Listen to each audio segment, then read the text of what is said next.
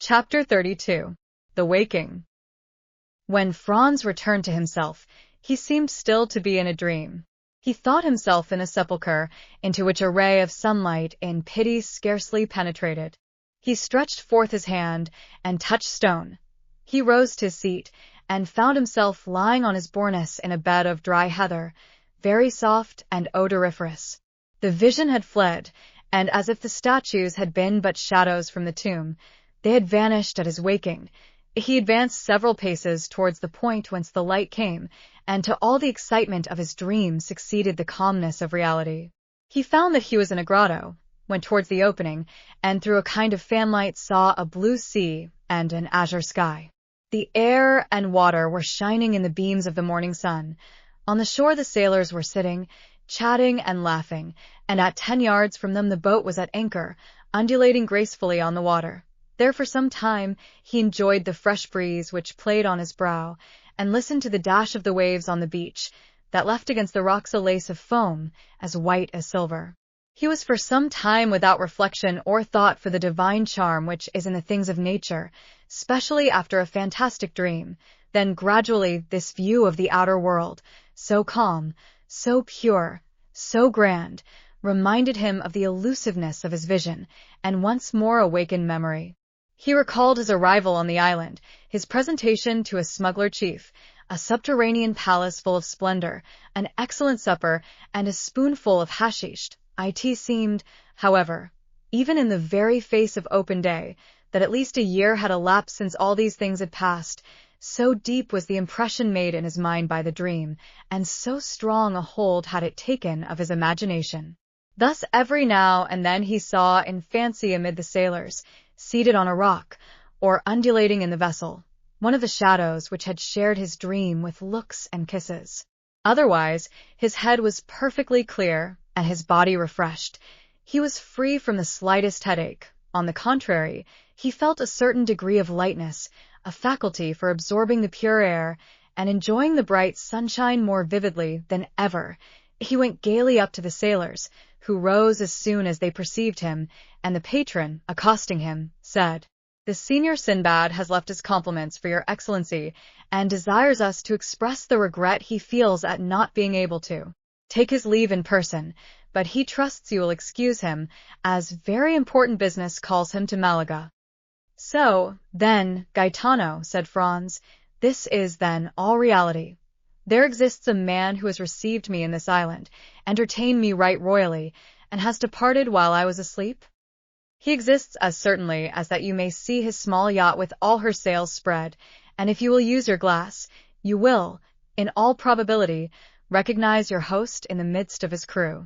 So saying, Gaetano pointed in a direction in which a small vessel was making sail towards the southern point of Corsica. Franz adjusted his telescope and directed it towards the yacht. Gaetano was not mistaken. At the stern the mysterious stranger was standing up looking towards the shore, and holding a spyglass in his hand. He was attired as he had been on the previous evening, and waved his pocket handkerchief to his guest in token of adieu. Franz returned the salute by shaking his handkerchief as an exchange of signals. After a second, a slight cloud of smoke was seen at the stern of the vessel, which rose gracefully as it expanded in the air, and then Franz heard a slight report. "There, do you hear?" observed Gaetano. "He is bidding you adieu." The young man took his carbine and fired it in the air, but without any idea that the noise could be heard at the distance which separated the yacht from the shore. "What are your Excellency's orders?" inquired Gaetano. "In the first place, light me a torch." Yes, I understand," replied the patron, "to find the entrance to the enchanted apartment." "With much pleasure, your Excellency, if it would amuse you, and I will get you the torch you ask for. But I too have had the idea you have, and 2 or 3 times the same fancy has come over me, but I have always given it up. Giovanni, light a torch," he added, "and give it to his Excellency." Giovanni obeyed. Franz took the lamp and entered the subterranean grotto, followed by Gaetano. He recognized the place where he had awaked by the bed of heather that was there, but it was in vain that he carried his torch all round the exterior surface of the grotto. He saw nothing, unless that, by traces of smoke, others had before him attempted the same thing, and, like him, in vain. Yet he did not leave a foot of this granite wall, as impenetrable as futurity, without strict scrutiny. He did not see a fissure without introducing the blade of his hunting sword into it, or a projecting point on which he did not lean and press in the hopes it would give way. All was vain, and he lost 2 hours in his attempts, which were at last utterly useless. At the end of this time he gave up his search, and Gaetano smiled. When Franz appeared again on the shore, the yacht only seemed like a small white speck on the horizon. He looked again through his glass, but even then he could not distinguish anything. Gaetano reminded him that he had come for the purpose of shooting goats, which he had utterly forgotten. He took his fowling piece, and began to hunt over the island with the air of a man who is fulfilling a duty rather than enjoying a pleasure, and at the end of a quarter of an hour he had killed a goat and 2 kids. These animals, though wild and agile as chamois, were too much like domestic goats, and Franz could not consider them as game. Moreover, other ideas, much more enthralling, occupied his mind. Since the evening before, he had really been the hero of one of the tales of the 1001 Nights, and he was irresistibly attracted towards the grotto. Then, in spite of the failure of his first search, he began a second, after having told Gaetano to roast one of the 2 kids. The second visit was a long one, and when he returned the kid was roasted and the repast ready. Franz was sitting on the spot where he was on the previous evening when his mysterious host had invited him to supper, and he saw the little yacht, now like a seagull on the wave, continuing her flight towards Corsica. "Why," he remarked to Gaetano, "you told me that Signor Sinbad was going to Malaga, while it seems he is in the direction of Porto Vecchio." "Don't you remember," said the patron, "I told you that among the crew there were 2 Corsican brigands?" "True, and he is going to land them," added Franz. "Precisely so," replied Gaetano. "Ah, he is one who fears neither God nor Satan, they say, and would at any time run 50 leagues out of his course to do a poor devil a service." "But such services as these might involve him with the authorities of the country in which he practices this kind of philanthropy," said Franz. "And what cares he for that?" replied Gaetano with a laugh. "Or any authorities. He smiles at them. Let them try to pursue him. Why, in the first place, his yacht is not a ship, but a bird, and he would beat any frigate 3 knots in every 9, and if he were to throw himself on the coast, why, is he not certain of finding friends everywhere?" It was perfectly clear that the Signor Sinbad, Franz's host, had the honor of being on excellent terms with the smugglers and bandits along the whole coast of the Mediterranean, and so enjoyed exceptional privileges. As to Franz, he had no longer any inducement to remain at Monte Cristo. He had lost all hope of detecting the secret of the grotto. He consequently dispatched his breakfast, and, his boat being ready, he hastened on board, and they were soon under way. At the moment the boat began her course, they lost sight of the yacht, as it disappeared in the Gulf of Porto Vecchio. With it was effaced the last trace of the preceding night, and then supper, Sinbad, hashish, statues, all became a dream for Franz. The boat sailed on all day and all night, and next morning, when the sun rose, they had lost sight of Monte Cristo. When Franz had once again set foot on shore, he forgot, for the moment at least, the events which had just passed, while he finished his affairs of pleasure at Florence, and then thought of nothing but how he should rejoin his companion, who was awaiting him at Rome. He set out, and on the Saturday evening reached the Place de la Douane by the mail coach. An apartment, as we have said, had been retained beforehand, and thus he had but to go to Signor Pastrini's hotel. But this was not so easy a matter, for the streets were thronged with people, and Rome was already a prey to that low and feverish murmur which precedes all great events, and at Rome there are 4 great events in every year: the Carnival, Holy Week, Corpus Christi, and the Feast of St. Peter.